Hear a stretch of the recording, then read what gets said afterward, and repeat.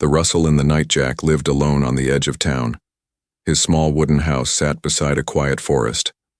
Every day, he worked in his garden, growing vegetables with care. It was peaceful, calm, safe. But that peace broke one night. It was nearly midnight. Jack was reading a book when he heard something rustling outside his window. It wasn't the wind, it wasn't an animal. It sounded different, careful, like someone trying to be quiet but moving too fast. He got up slowly, turned off the light and peeked through the window. There it was, a shadow in his garden. His eyes narrowed. Who the hell is stealing my carrots? Jack grabbed his flashlight and stepped outside. The air was cold. The night was silent except for the soft sound of leaves crunching. He moved quietly, shining his light across the rows of vegetables. Then, he froze. In the beam of his flashlight stood a figure, a woman, but not human. Her skin was soft purple. Her eyes, large and silver. Her clothes were torn, dirty, and too thin for the cold. Her long white hair was messy, full of leaves. She was holding carrots in both hands. Her body trembled. Jack stared, unsure what to say. The alien woman dropped the carrots and fell to her knees. Her voice was soft, shaking. "Please, and don't hurt me, my children. They are hungry." Jack blinked. Did he hear that right? "You're what?" he asked, still aiming the flashlight at her. She lowered her head. "I didn't want to steal. I had no choice. They haven't eaten in 2 days. Please forgive me." Jack lowered the flashlight a little. He could see her face now. It wasn't angry or dangerous. It was tired, thin. Her cheeks were hollow and her lips cracked. There was dried blood on her knee. She had been running barefoot. "Where are your children?" Jack asked, more softly, this time. She looked up. "In the forest, in a broken ship. We sleep in the dark. We hide from people. If they see us, they will kill us." Jack was quiet. He didn't know what to believe. Aliens had started arriving in the last 5 years. Some were kind, others not. People were scared. There were rules. Aliens had to register. They had to live in the city zones. This woman clearly wasn't from any legal zone. "Why not ask for help?" he asked. "They don't help people like us," she whispered. "My ship was attacked. My mate is dead. I ran with the little ones." She looked down at the dirt and held her stomach like she might cry. But no tears came. Maybe she was too tired, or maybe her kind didn't cry like humans. Jack stepped back and looked at the garden. Some carrots, a few potatoes. She hadn't stolen much. He sighed. "Stand up," he said. The woman didn't move. I said, "Stand up." She obeyed slowly, weakly. Her knees shook. Jack noticed she was limping on one leg. He looked her over again. She was thin like bones, her body wrapped in dirty fabric. A long scar ran along one arm. "Come with me," Jack said. The woman looked shocked. "You're not calling the guards?" "I should," he said, "but I won't. Yet." She nodded, limping behind him. Jack led her to the porch. He didn't take her inside, just gave her a blanket and a bottle of water. She sat on the step, drinking carefully, like every drop mattered. "What's your name?" he asked. "Sela," she said. "From Korai sector." He sat beside her, still watching closely. "And your children?" "3, she answered. 2 boys, 1 girl.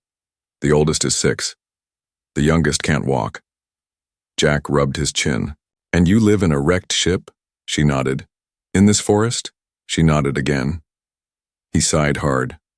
"You picked the wrong garden, Sela." "I know," she whispered. "But I saw the food. I was desperate."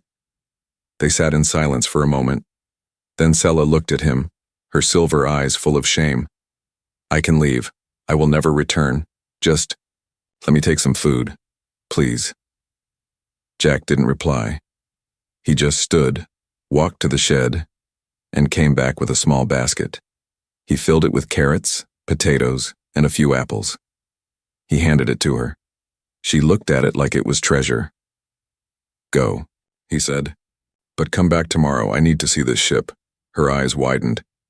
"You believe me?" "I don't know," Jack said honestly, "but I want to see for myself." Sella stood slowly, holding the basket like it might vanish. "Thank you," she said. Jack didn't smile. "Don't thank me yet." She nodded, then limped back into the woods, disappearing into the dark trees. Jack stood there for a long time. Something told him his quiet life had just changed forever. Her eyes were full of shame. At sunrise, Jack stood by the edge of the forest. He didn't sleep all night. The alien woman's voice kept echoing in his mind. "Please, my children are hungry."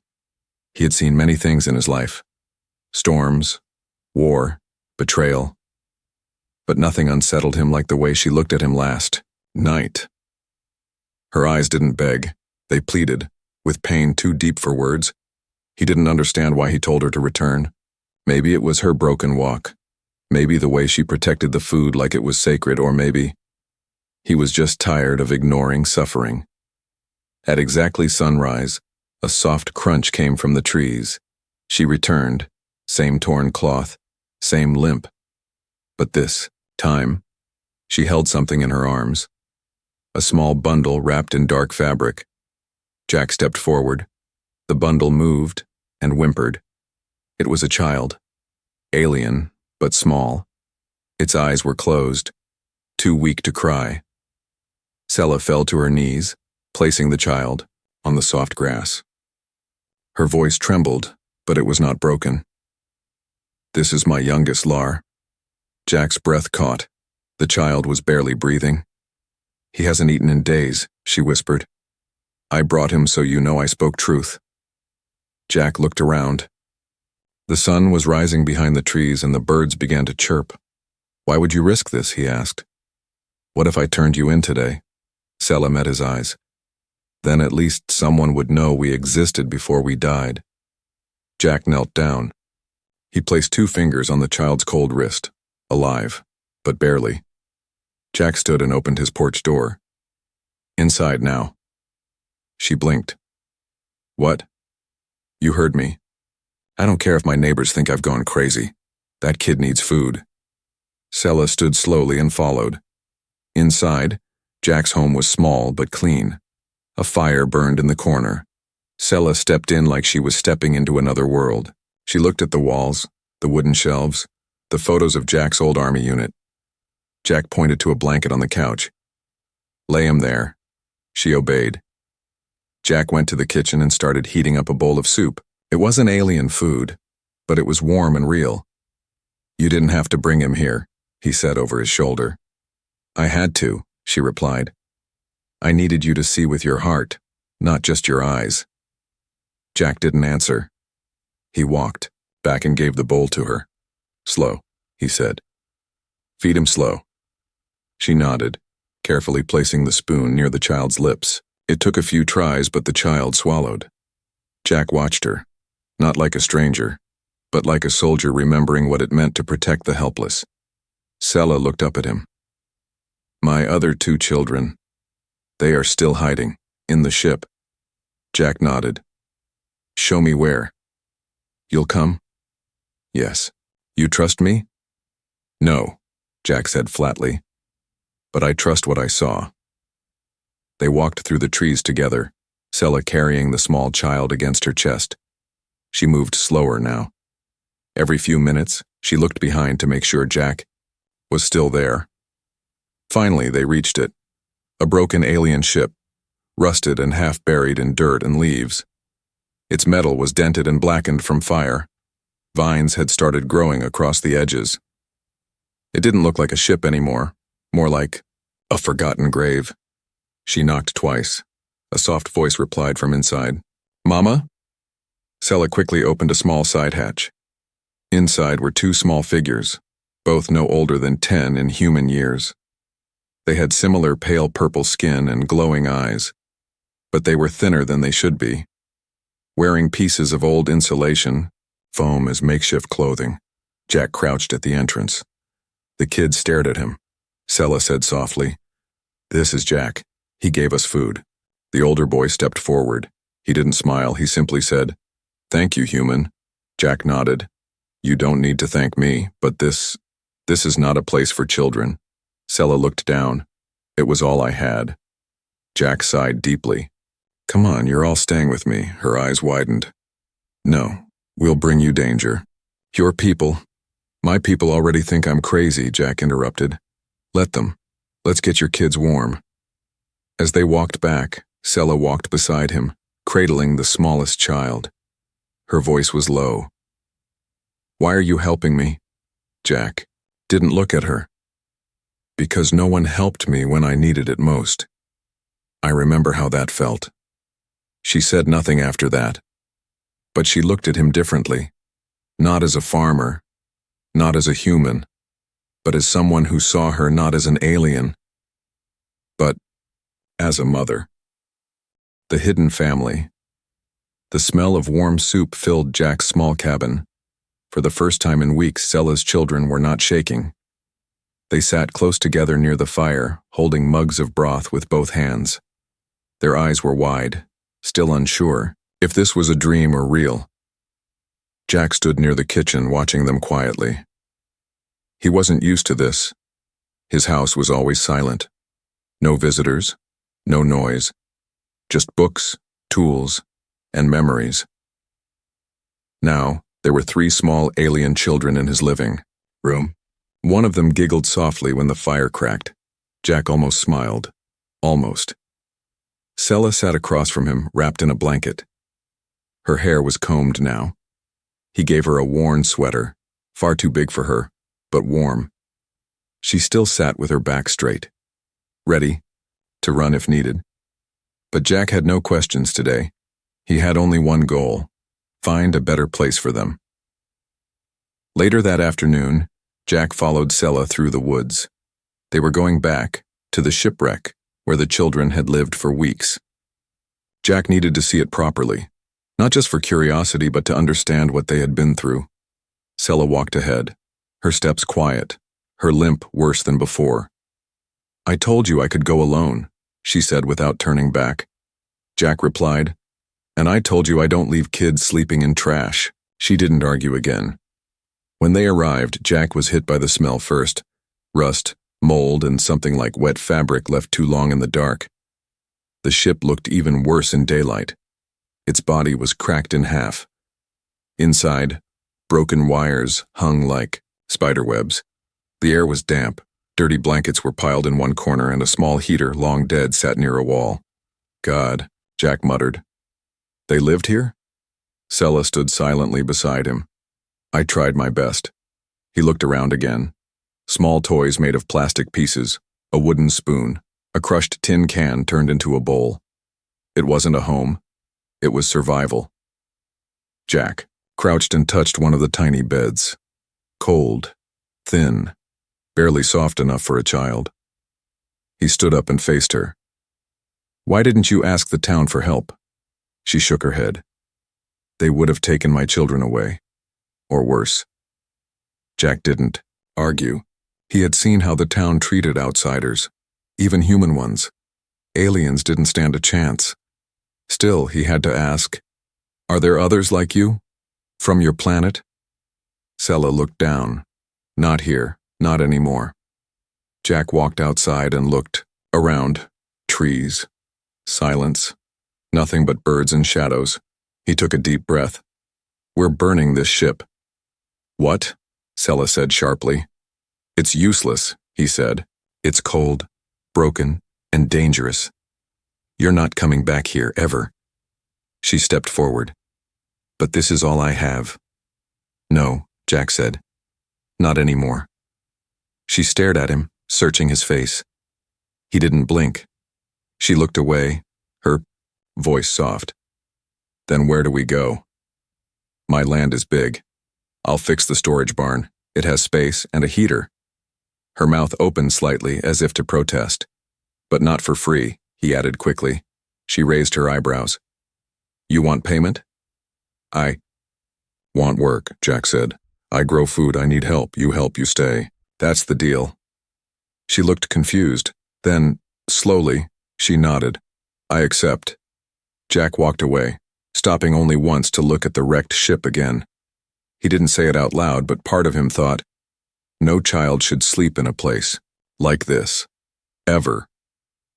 That night, Sela and the kids moved into Jack's old barn. It took time. Jack brought in blankets, old furniture, a small lamp, and even a radio. The kids laughed when they heard music for the first time. Jack saw something strange in their eyes, something that wasn't there before. Hope. He stood by the barn door, watching as Sela tucked her children in. She hummed something in her language, a lullaby maybe. The sound was soft, sad but warm. Before he left, she turned to him. Thank you, she said. Jack nodded. But as he walked back to his house, he knew it wasn't over. People would ask questions, someone might notice. And if they found out aliens were living on his land, they wouldn't be kind. The day the neighbors noticed, it began with a boot print, a muddy, odd-shaped print left near the back fence of Jack's property. Round at the heel, thin at the toes, definitely not human. Mr. Halder, Jack's nearest neighbor, noticed it while checking for foxes that had been stealing chickens. He crouched down, poked the print with a stick, and frowned. What in hell? He stood up slowly and looked toward Jack's land, where the old barn sat. That barn hadn't been used in years, but lately light came from inside it at night. Jack didn't know it yet, but the village had started whispering. Whispers turned to rumors. Rumors turned into suspicion. And suspicion always brought trouble. Inside the barn, life was slowly returning to Sela and her children. With Jack's help, they had clean water, warm food, and actual beds made from old mattresses. The kids were smiling more. Even the youngest one, Lar, had started crawling around with more energy. Sela cooked every day now using herbs and vegetables from Jack's garden. She kept everything spotless. She worked like she owed the world something. Jack noticed it. He'd lived years in silence, and now his land echoed with laughter, footsteps, and the sounds of alien lullabies. It was strange. It was good. But it couldn't last. One afternoon, as Jack was digging rows for new seeds, a loud voice called from the road, "Hey, Jack!" He turned and saw Mr. Halder, round belly, red cap, and sharp eyes, walking up with two other men. One carried a rifle slung over his shoulder. Jack wiped, his hands on his shirt. "Morning," Halder didn't smile. "You been hearing things lately?" Jack shrugged. "Just birds and wind." Halder stepped closer. "Strange tracks near my fence. Lights coming from your barn. You keeping something in there?" Jack's face didn't move. "Just old tools, trying to clean it out." The man with the rifle squinted. "Mind if we take a look?" Jack crossed his arms. "Yes, I do mind." Silence. Then Halder chuckled, fake and dry. "You always were the private type." Jack said nothing. Halder leaned in, lowering his voice. "If there's something out here, something not human, the whole town has a right to know." Jack didn't flinch. "If I see something like that, I'll let you know." The men stayed for a few more seconds. Then they left, but Jack knew what they were thinking, and worse, he knew they'd be back. That evening, Jack knocked on the barn door. Sela opened it, holding a basket of clean clothes. "Trouble?" she asked. "Maybe," he said. "People are watching now. We need to be careful." Sela's face tightened. "Should we leave?" Jack paused. He looked inside. The three children were playing with wooden blocks, laughing, alive. He shook his head. "No, you're not running again. We just have to be smart." She lowered her eyes. "If they come, I'll leave quietly. I won't let them hurt you." Jack stepped closer. "I didn't pull you out of a wreck so you could run from shadows." She looked up. There was something strange in her eyes now. Not fear, but trust. The next morning, things got worse. A message was posted on the town board. Warning, alien activity suspected near forest edge. Stay alert. Report all movement to local. Patrol. Jack saw it while buying supplies. A few people glanced at him. A woman whispered something behind her hand. It wasn't just rumors now, it was a hunt. That night, Jack stayed awake, sitting on the porch with his shotgun beside him. The moon was high.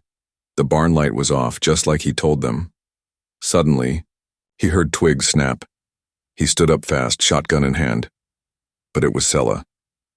She stepped into the moonlight, her arms crossed over the sweater he gave her. "You're guarding us," she said softly. Jack nodded. "I used to guard my people too," she added. "Before the war." Jack sat down again. "Tell me." She hesitated, then sat beside him. "I was a leader," she said. "Not important, just someone people listened to. When the pirates came, I sent others to escape. I stayed behind with my mate." Jack listened quietly. "They broke everything. Burned our cities. Took food. Took people." She looked down. "We were lucky to escape. But then he died. And I had to keep going." Jack looked at her. "You kept your kids alive in a wrecked ship with nothing. That's not luck." She smiled sadly. "Maybe it's just being a mother." He didn't reply. He just handed her a cup of hot tea. They sat there under the stars, two survivors from different worlds, bound by the simple need to protect others. But the peace ended the next day. Around noon, Jack heard shouting. He rushed outside. Smoke was rising from the edge of the woods. The barn. He ran faster than he had in years. When he reached it, the door was open and the inside was empty. No Sela, no children. Just black smoke curling from a burned rag someone had thrown through the window. A warning, a message. Jack's heart pounded. He followed footprints, small ones leading into the trees. 30 minutes later, he found them near the stream. Sela was crouched low, her children clinging to her. When she saw him, her face broke. "I'm sorry," she cried. "I didn't want to bring danger." Jack held up a hand. "Stop." He looked at the scared kids, then at her. "You're not hiding anymore." Sela shook her head. "But the people, let them come," Jack said firmly. "You're not alone now." She stared at him, tears filling her eyes. Not fear this time, but something warmer. Something like hope. The truth revealed in fire. The wind carried the smell of burning wood long before Jack saw the flames. He had only left for half an hour, just enough time to fetch medicine from town. But now, as he raced back through the trees, the sky above, his barn glowed orange and thick smoke curled into the air. His chest tightened. Not the barn. Not them. Jack burst through the trees, heart pounding, and saw it clearly now. The barn was on fire. Someone had set it ablaze. The door hung open.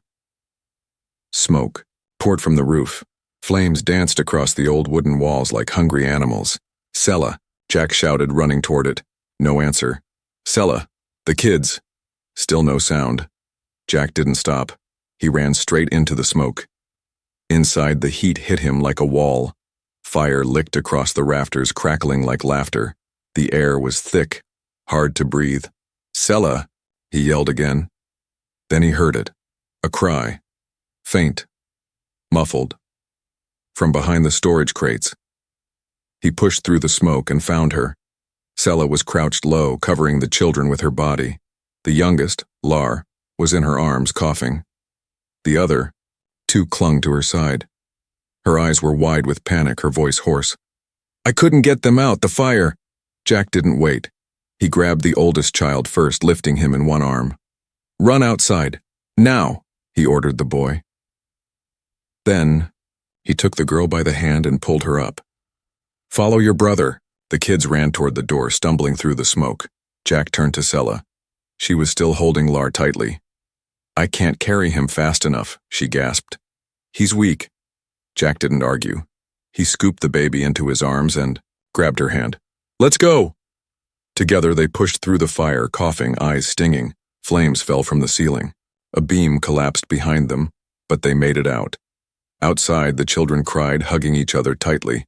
Sela fell to her knees in the grass, coughing hard, her arms shaking.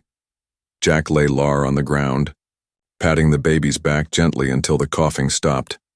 Then he stood up and turned around. The barn collapsed in a shower of sparks. Gone. All of it. Gone. The neighbors arrived too late. They came running with buckets and shovels, but the fire had already done its work. Mr. Halder stood at the edge of the crowd, his face pale. Others whispered, pointed. Some looked at Sela. Others looked at Jack. And someone finally said it out loud. It's true. He was hiding them. Jack stood in front of Sela and the children as if his body alone could protect them. He looked at the crowd. I didn't hide creatures, he said, voice rough from smoke. I helped a family. No one spoke. They weren't stealing. They weren't hurting anyone. They were surviving. You do the same for your kids. Still, no reply. Then someone called out, But it's against the law. Jack nodded. Maybe. But if your laws say to let children starve in a forest, maybe your laws are broken. There was silence again, until a voice from the back spoke. It was old Mrs. Tiller, widow, soft-spoken churchgoer. I saw that little boy, she said. He smiled at me once. Looked just like my grandson. She stepped forward, took off her shawl, and wrapped it gently around Sela's shoulders. She's a mother, Mrs. Tiller said. That's all I see. Others looked at each other. Some nodded. Some still looked uneasy. But the fire had done more than destroy a building. It had revealed truth. This wasn't a threat. This was a family trying to live. That night, Jack let them stay in his house. The children curled up on the couch, with warm blankets. Sela sat in the kitchen sipping tea with shaky hands.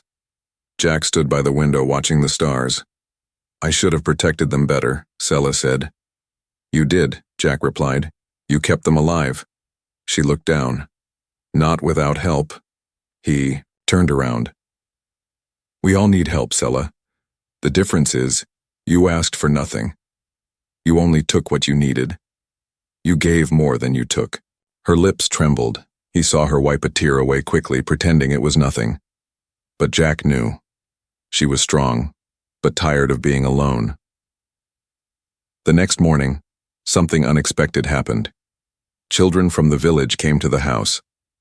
They brought toys, blankets, even a plate of cookies.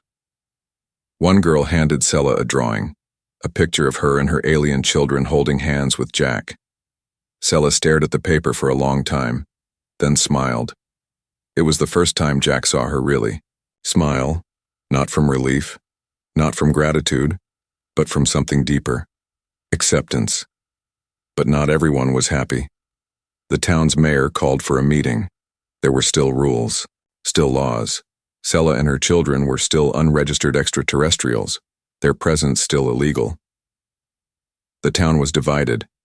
Jack knew it was only the beginning of a bigger fight, but as he watched Lar sleeping on the couch wrapped in a blanket, he knew one thing for sure.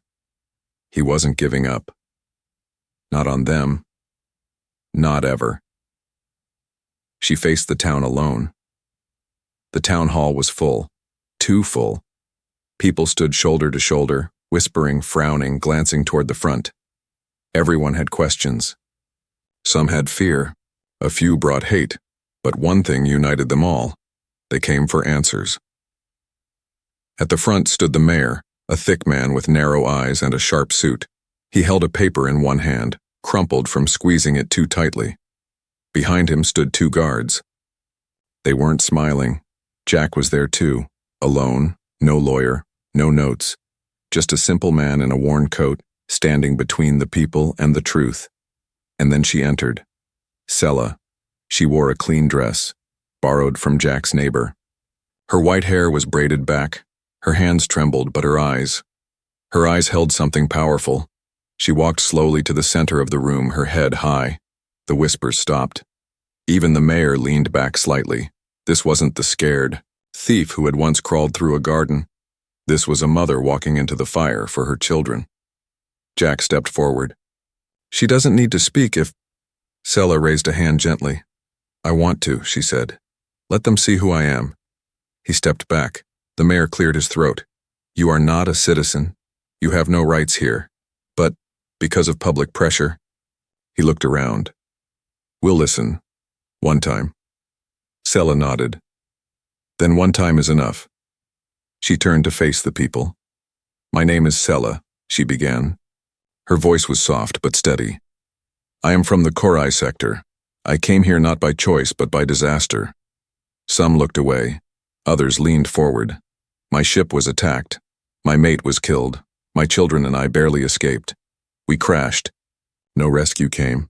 No help. Only cold. Hunger. Fear. She paused, breathing slowly. I stole food from a human's garden, she said, because my babies were starving. A few gasps, a few nods. I begged him not to report me. He didn't. He gave me a basket of food. And his trust. She looked toward Jack. He stood still, hands clenched behind his back. Jack saved us not just from hunger, but from fire, from sickness, from silence. She stepped forward. I did not come here to invade. I do not want your homes, your laws, your weapons. I only want my children to live. Her voice cracked slightly. She caught herself. My youngest still coughs at night. He cries in a language none of you speak. But he is not a danger. He is just a boy. She looked around the room. At every face, even those that glared. Look at me. See me. Not as an alien. Not as a thief. See me as a mother. A mother who ran through fire, not to escape, but to protect. No one spoke. No one blinked. Sela stood in the silence like a statue carved from grief and courage. Then the mayor finally said, So you want us to forgive the law? Sela replied, I want you to remember your hearts. The law is made by people, but children are made by love. Which do you serve more? At the back of the hall, a hand rose. It was Mrs. Tiller again. The child she speaks of, she said. He smiled at me, with jam on his face. Laughter broke out, small, nervous, but real. Others began speaking. A young man said, I saw her kids playing near the fence. They didn't cause trouble. Another voice added, Didn't Jack lose his own brother in the last war? Maybe this is his way of saving someone this time. Slowly, the room began to shift. From judgment to understanding. But then, another voice boomed. What if more aliens come? What if this opens the gate? It was Mr. Halder. Today it's one family. Tomorrow 100. Are we ready for that? The room fell quiet again. Jack stepped forward. His voice was calm. No one's asking to open any gates. One woman came here by accident and we're trying to throw her away like trash. She risked everything just to feed her babies. He looked around the room. You say it's not our problem. But if that child had been human, starving, coughing, in a cold forest, would you say the same? No one answered. Jack continued. This isn't about aliens. It's about who we are. Then something happened. No one expected. The mayor stood up, adjusted his coat, and looked at Sela. You can stay, he said, but only under conditions. Weekly check-ins, health scans, no spreading of technology, and your children must attend our school, like any other child. Sela nodded slowly. We accept. The room didn't clap, but it didn't protest either. In this town, silence was the loudest agreement. Later that evening, Jack and Sela walked back home. The children ran ahead laughing. Jack carried a basket of leftover food from the meeting. Did you think they'd accept you? He asked. No, she said honestly, but I hoped they'd see me. He looked at her. They saw more than that. She smiled softly. Then maybe tomorrow. I'll plant something in the garden. Jack smiled too. Just ask first. She laughed, a clear, beautiful sound, and for the first time in weeks, Jack knew something. This wasn't just about saving someone. It was about becoming family. From thief to sister of Earth, the old garden had changed. Where once there was only silence and soil, now there were small wooden signs written in two languages, human and Korai. Each row had vegetables growing strong, carrots, potatoes, herbs. And near the center was a flower bed, blooming with alien plants that glowed faintly at night, planted by Sella's own hands. She stood there barefoot in the soil, her youngest child, Lar, on her hip, and a watering can in her other hand. 2 months had passed since the fire. 2 months since she stood in front of the town and begged not for herself, but for her children. Now the same people who once feared her waved when they passed. Some even stopped by to bring seeds or food scraps for compost. Still, the journey, from thief to accepted, wasn't simple. It never was. Jack watched from his porch, sipping coffee. He wore his usual flannel shirt and muddy boots, but there was something different in his eyes now. Calm. Peaceful. He watched as the older alien, children, Raya and Duro, raced around the field, laughing and chasing a ball given to them by the town school. Their accents were still thick, but their English improved daily. Jack had helped teach them. He taught them more than just words. He taught them how to live here, how to be strong without violence, how to give even when the world gave nothing back. And in return, they taught him how to feel again. One evening, as the sun painted the sky orange, a reporter came to visit. She was from a galactic network. News of Sella's story had spread far thanks to a video someone took of her speech at the town meeting. It was shared across EarthNet and alien stations alike. She became a symbol, a single mother who crossed species and borders to protect her family. A living bridge between humans and the forgotten aliens of war. Jack wasn't thrilled about the attention, but Sella, she faced the camera with calm strength. "My name is Sella of Korai," she said, standing in the garden with dirt on her hands. "I was once a stranger. I was once called a thief. I was once ready to die." She looked at the camera directly, but I was seen, not as a threat, not as a burden, but as a mother. She smiled slightly. A human saw me. One human. That was all it took. The camera zoomed in on her face, soft and strong. "I didn't come to change your world. I came to survive it, but now, I want to be part of it." The reporter asked, "What do you call this place now?" Sella looked around. At the children. At the garden. At Jack, who stood silently near the porch. "I call it home." The segment aired across 12 systems. Messages poured in.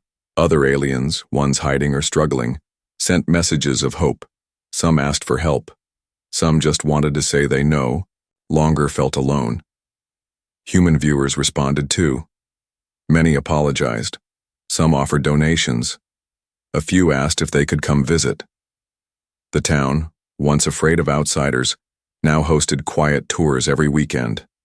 Children from other towns came to meet the alien family who grew food like magic. Sella didn't see herself as famous, but to many, she had become something more than just a survivor. She was a symbol of what was possible when fear was replaced by compassion. Then came the invitation. It arrived in a silver envelope, sealed with the crest of the Earth Alien Alliance Council. Jack opened it at the kitchen table. Sella stood beside him, holding a tray of fresh-baked flatbread. He read it once, then again. "They want you," he said slowly, "to speak at the Unity Summit next month." Sella didn't speak for a moment. Then she whispered, "Why me?" Jack looked at her. "Because you didn't just survive. You taught others how to see." The Unity Summit was held in the capital city, under a glass dome that reflected the stars. Sella walked in with her children beside her. Jack wore a suit, uncomfortable and stiff but clean. People from all across Earth and alien worlds watched as she stepped onto the stage. No guard stood behind her this time, no angry eyes, only attention. She looked out at the sea of faces and began. "2 seasons ago I stole food from a garden I had no right to, but I had 3 hungry children and no hope. My ship was broken. My mate was gone. My language meant nothing here. I did not come to Earth as a hero. I came as a mother with nothing left to give. She paused. The room was still, but something happened. Something rare. A human did not turn me away. He did not call the guards. He did not raise a weapon. He raised a hand to offer food. She looked directly at the Earth Council leaders. That small kindness saved us. It also saved him. Jack blinked in surprise. Sela continued. He had been living alone, carrying loss quietly. But by helping us, he found his reason again. We built trust in silence. We shared pain through action. We planted more than food. We planted a future. She smiled. If Earth wants to be a beacon of peace, don't start with grand treaties or speeches. Start with small gardens, small acts, small families. Start by seeing the ones you are taught to ignore. Applause didn't explode. It grew, soft at first, then rising, and rising, until the entire chamber stood on their feet. Jack stayed seated. Tears welled in his eyes, but he wiped them before anyone noticed. When they returned home, the town had prepared something special. A hand-carved wooden sign stood at the edge of the garden. Burned into it were the words, "The Sela Grove, where strangers became family." Beneath it, a second line, planted by hope, grown with humanity. Sela stood there speechless. Her children touched the sign, tracing the letters with tiny fingers. Jack just smiled and said, "Guess we're famous now." She laughed quietly. "I still can't believe it." Jack looked at her. "Believe, Dai. You didn't just survive, Sela. You changed the story." That night, as stars stretched across the sky and fireflies blinked in the grass, Sela sat beside Jack on the porch. The children were asleep. The wind was soft. "You think they'll ever stop calling me an alien?" she asked. Jack shook his head. "Maybe not. But you know what I see when I look at you?" She looked at him. "A woman stronger than any I've ever met. A mother, a builder, and the bravest damn person I know." She looked away, hiding a smile. He added softly, "To me, you're not an alien anymore." She reached over and took his hand, not as a guest, not as someone different, but as someone who belonged. Right there, on Earth, at last.